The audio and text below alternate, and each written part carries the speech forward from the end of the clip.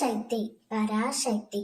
என் அன்பு தங்கமே, உன் துணையை பற்றி திடுக்கிடும் பல உண்மைகளை உன்னிடம் உன் அம்மா நான் கூற வந்து உள்ளேன் தங்கமே.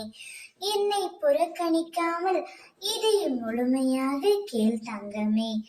தவறு செய்துவிட்டார் என்று உன் துணையின் மீது நீ அளவு கடந்த கோபமாக உள்ளாய்.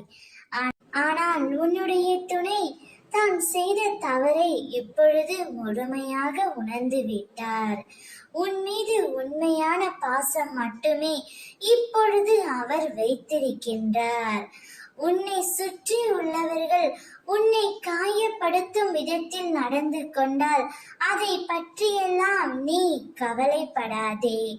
உன்னை உயர்ந்த நிலைக்கு உன் அம்மா நான் அழைத்து செல்வேன்.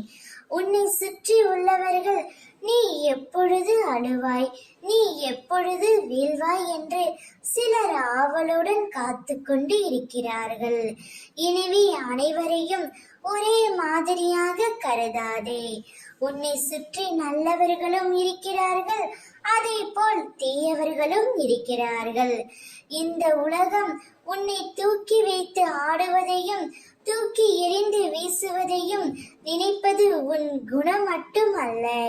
உன்னை சுற்றியுள்ள ஏதாவது ஒரு விஷயமாக இருக்கலாம், அல்லது நீ வைத்திருக்கும் பணமாக இருக்கலாம், அல்லது நீ அவர்களுக்காக காரியமாக வேண்டியதாக இருக்கலாம். எனவே அனைவரிடமிருந்து சற்று விலகி இரு.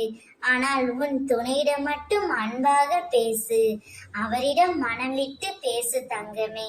அப்பொழுது எல்லாமே முடிவுக்கு வந்துவிடும். ஓம் சக்தி.